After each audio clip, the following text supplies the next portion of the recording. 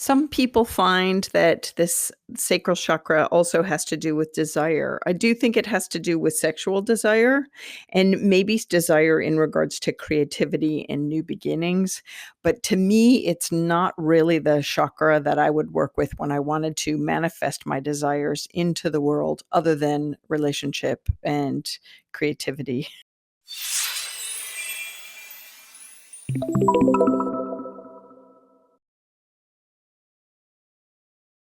Hello, and welcome to the Constance Messmer Podcast. Thank you so much for tuning in. Today, we're going to talk about the sacral chakra. It is located about 2 inches below your belly button, below your navel. And you might be able to feel it when you pass your hands, the palm facing towards your body, parallel with your body, about 2 inches or maybe even 5 inches above your body. You might be able to feel it. It's definitely easier to sense on other people. It extends from the front and the back of the body. Don't forget the chakras begin around 1.5 inches in diameter from the body and then spiral out like a funnel. A lot happens in the sacral chakra, so I'm really excited to share all that I know. I hope you get a lot from today's session. The color within the light spectrum is orange, and the note is A.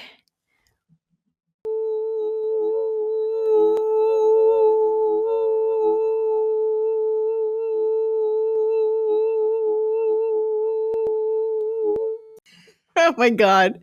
Okay, so that was me holding the A note as best I could. And I was like, oh, that sounds awful. And it didn't record well. And I was like, oh God, I have to delete that. And I was like, no, leave it in. It's so funny.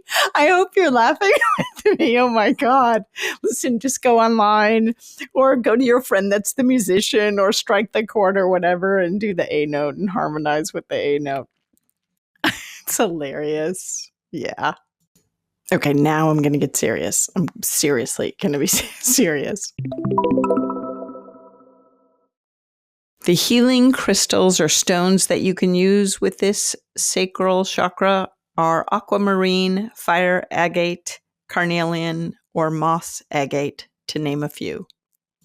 There are 2 hand mudras that I use for the sacral mudra. One is Apana mudra. It is with your middle finger and your ring finger tucked to touch the tips to the thumb, with the other finger and the pinky extended. This aids digestion and really works the sacral chakra again, which is the area 2 inches below the navel.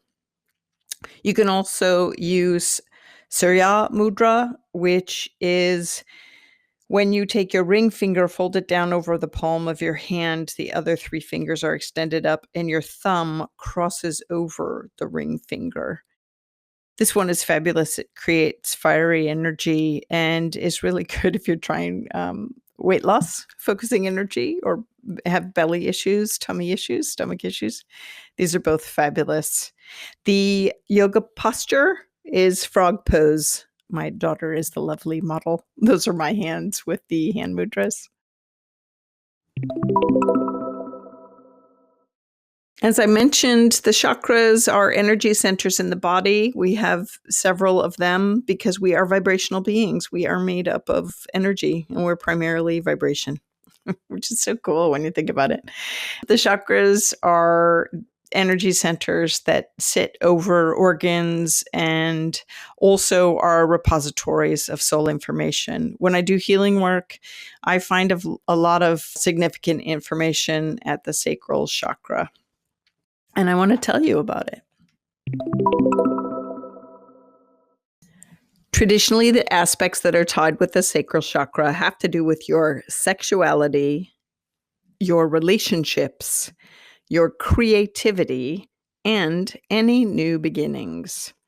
I also found that it is a storehouse of sacred contracts within relationships.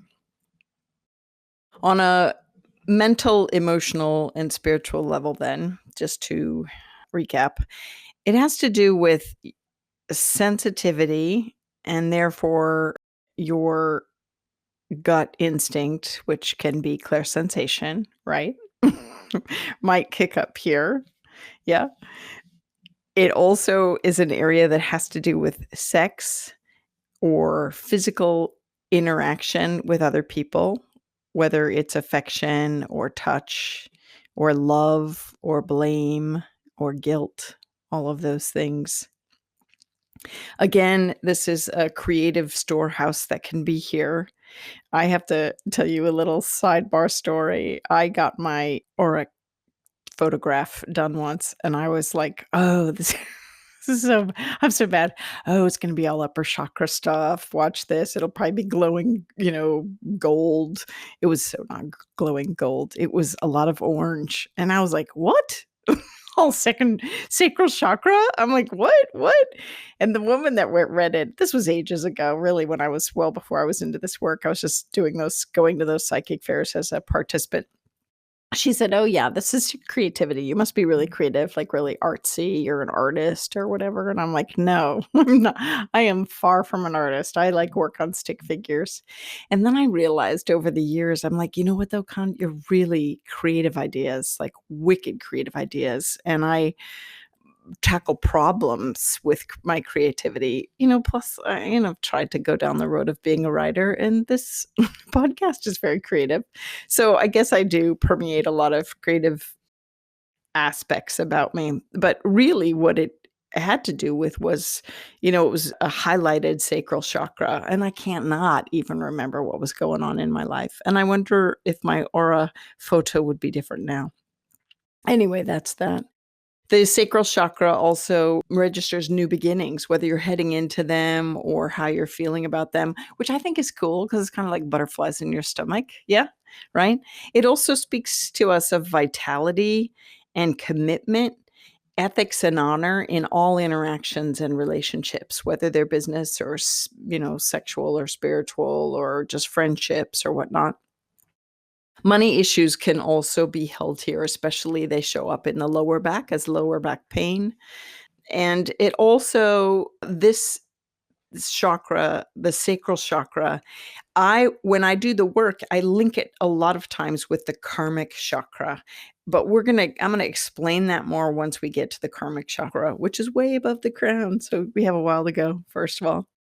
Like I told you, this is the storehouse of sacred contracts within relationships. I find often a lot in here. Any other past karmic ties, which is why it's linked to the karmic chakra. And well, I'll tell you more stories after I explain what else. It also can be affected by your relationship to yourself, right? This sacral chakra. It is considered the woman's second heart because she can carry a child. So it is considered the woman's second heart. And often when I do healing work, especially to women that have gone through pregnancies, whether they've gone full term or whatnot, or C-sections or whatnot, or births, live births, and everything's all good, new moms, whatnot, I often work with one hand on this sacral chakra and one hand on the heart chakra. It's a lovely healing bouncing between the two.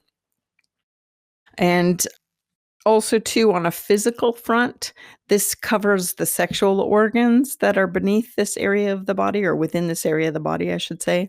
It also works the hormones and the intestines, the small intestines, the lower vertebrae on the body. The pelvis is actually also covered here. Also a little bit with the root chakra because it's at the base of the spine and hits the pelvis area too. But the sacral chakra also covers the appendix, the bladder, gut health, your hips, which is your pelvis, also physical and emotional sense of psychic feeling. Again, clairsentiment. Yeah, and clairsensation, both of those. Because these are the organs and areas that are touched by the sacral chakra, when there ever is an imbalance in this chakra, sometimes the organs and glands and areas beneath can be affected as well. So you might find urinary problems and bowel problems, or if you have these, definitely work on the sacral chakra. Put your hands on front and back of your sacral chakra, just beneath the belly button. Yeah. Clearly, if there's pelvic or lower back pain, this is an area that I would definitely work, or you might want to work on if those are expressed in your body physical. Sciatica can also be affected by an imbalance in the sacral chakra. Reproductive and sexual disorders, any gut imbalances. And also sometimes I find that this is an area that needs to be worked when someone has been quote unquote diagnosed with bipolar disorder.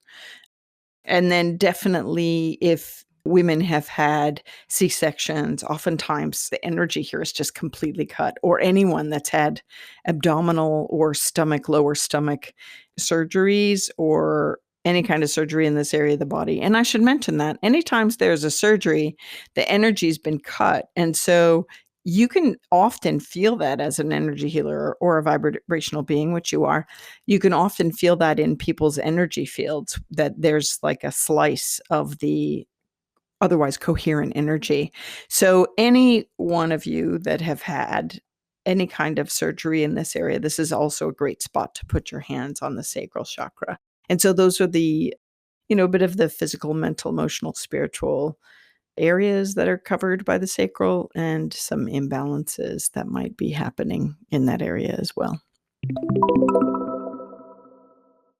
Money issues can also be picked up at the low back, which is the back of the sacral chakra.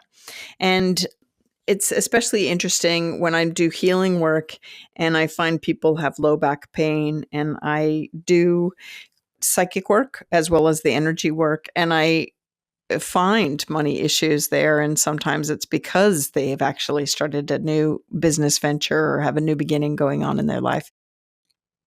So just things to think about, all the, sayings that we have about workhorse, or, oh, the job broke my back, or, just these things we should never say because, thoughts are things, thoughts are things. Again, the sacral chakra has a little bit of overlap and in common with the root chakra. Both the root chakra and the sacral chakra have to do with sexuality. And so this might be a place to explore and consider any beliefs, or, I hate to say it, traumas or troubles or areas that are just sticky for you in regards to sexuality. These are the areas that you'd want to focus attention, your sacral chakra and your root chakra. Imagining energy going there to heal, and also having conversation with these chakras. But I just wanted you to know that both of them have to do with sexual energy, or improving or mastering your sexual, or awakening your sexual energy. These are the chakras that you'd focus on.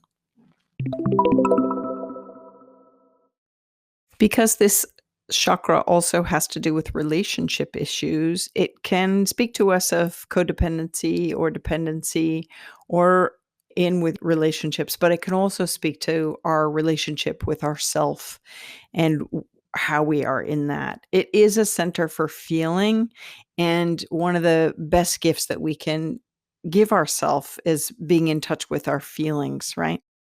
Spiritually, mentally, emotionally, psychically, and physically, our feelings. And so this is an energy center, the sacral chakra, that you would want to put both hands on and kind of tune into if you are feeling out of touch with yourself.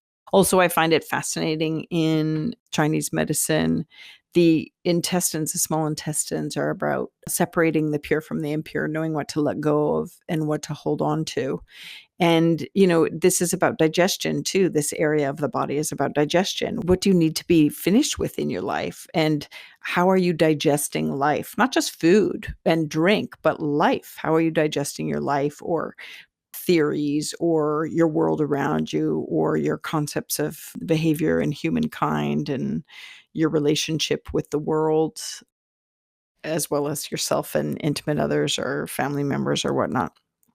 All of this can be kind of uncovered in the sacral chakra. It's a beautiful space with a lot going on.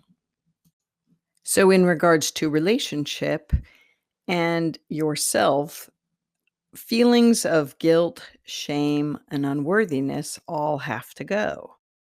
if these feelings are swirling around in your energy field, it would be beneficial for you to work on releasing these feelings, guilt, shame, unworthiness, things along those lines. Because what you bring into your relationship with others is what you are actually emanating on a vibrational frequency as a need, whether you're consciously aware of it or unconsciously aware of it. So, like Socrates said, it's really important to know thyself. It's really one of the greatest gifts I've found in my work that people could give themselves, because in doing so, you pay attention to your thoughts and your attitude, and then your experiences and how they correlate to both of those. You can see what is manifesting in your world because of your vibration, and in relationship to yourself and in relationship to others, particularly what you have stored in the sacral chakra. So we have to really devote a process of self-care, really truly in self-knowing. Yeah. It doesn't matter how many. Listen, I'm a big fan of like baths and saunas and, walking time and all that. But I also use those times as an opportunity to check in on my emotional health, because your emotional state supplies us feedback in the loop of our vibrational frequency and who we attract in our life for whatever lessons. So I hope you're following me.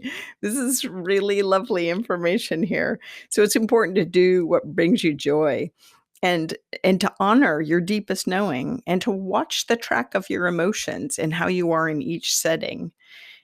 And this, you really deserve your own attention. You know what I'm saying? So, this is paying attention with awareness and paying attention to your attitude in life, because when you pay attention like this, you can kind of recognize your habits in relationships and in relation to yourself. And you recognize your habits not only in your thoughts, but in your deeds, like not only what you're doing, but your habitual thoughts that are on replay. So, as you might be guessing, the sacral chakra, remember I said it talks to us about sacred contracts. So it will draw to you who you're meant to work through stuff in this life, but also too, at any point, you can kind of up the contract and re-up the negotiation as you work on your own expansion and work to your own happy and healthy and healed place. So just noticing and paying attention. But as you can guess, like I was going to say, this, because I had mentioned paying attention to your habits in thought and in deed, this chakra, this sacral chakra, is also linked to the brow chakra, which is our mind. And so, not only how do we feel, like that gut feeling, my version of gut feeling, not claircognizance or clairsensation, but your sacred knowing within your sacred contract, within your sacred self of your soul awareness and your soul experience.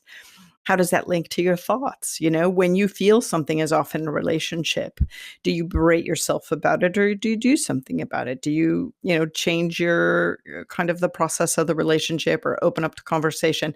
So the sacral chakra might be a place where I find situations beginning within someone's energy field, or if there's out of balance, but it might direct me to other chakra centers where things are kind of thwarted, whether the throat chakra for speaking their truth or the brow chakra for where's their mindset at. But I just wanted you to know this going into the sacral chakra as we continue on our work ahead, because it's important.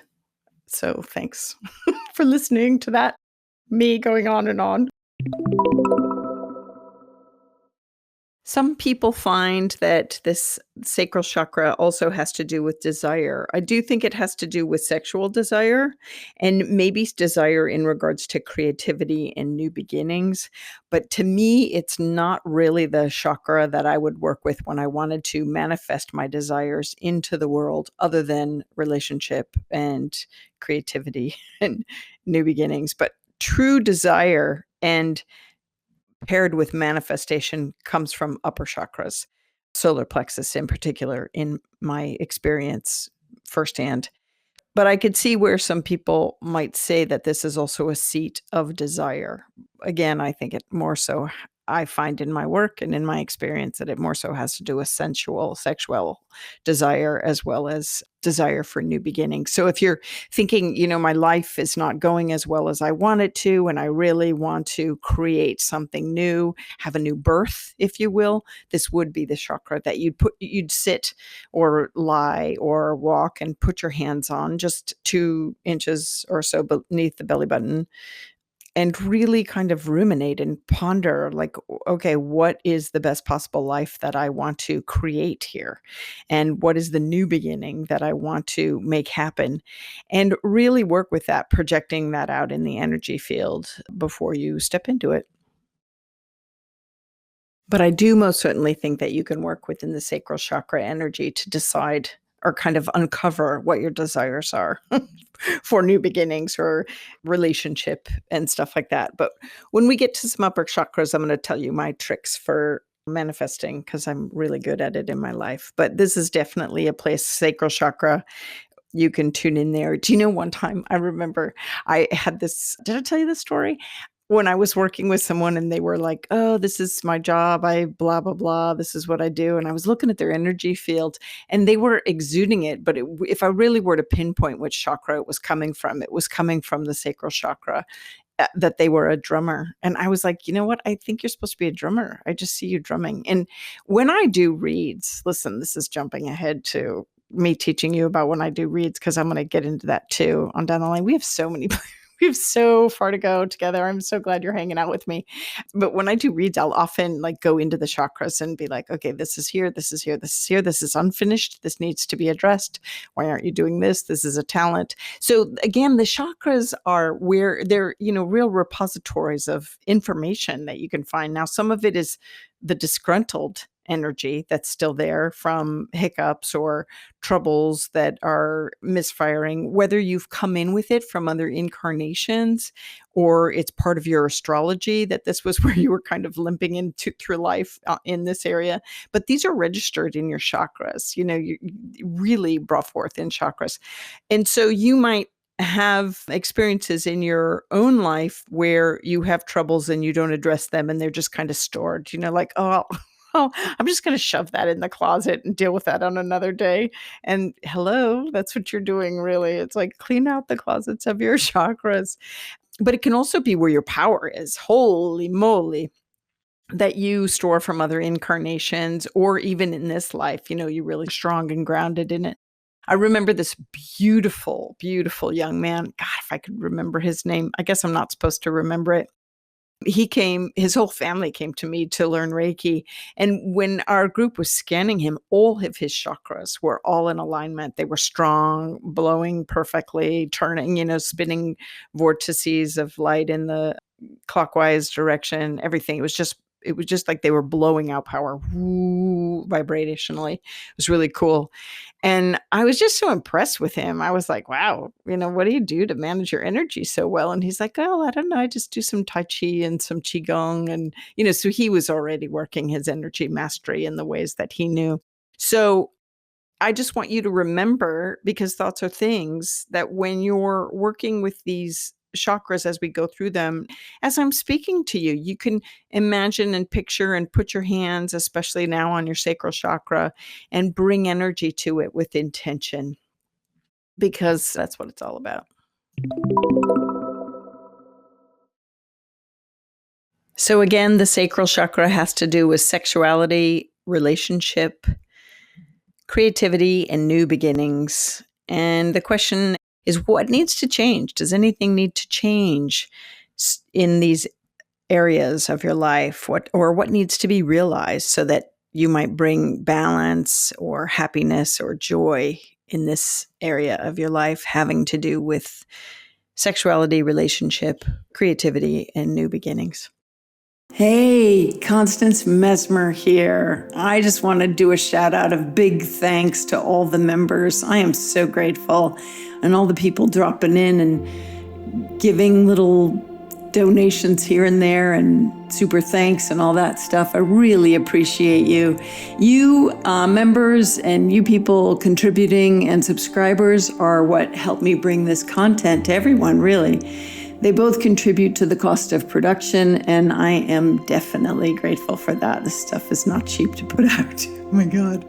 Oh my God. So every little bit helps, and I am filled with gratitude that you're stepping up. I am not necessarily a joiner, not usually, but there are environmental issues and other organizations that I do belong to and I contribute to because I like to see them persevere. And I'm hoping you feel the same about this work.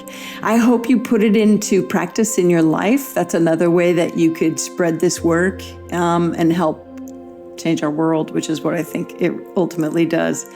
As you know, I think if everyone tuned into their soul senses, the world would be a much better place. So when you subscribe, it's a big yes vote for the content, and it helps spread the work across the planet.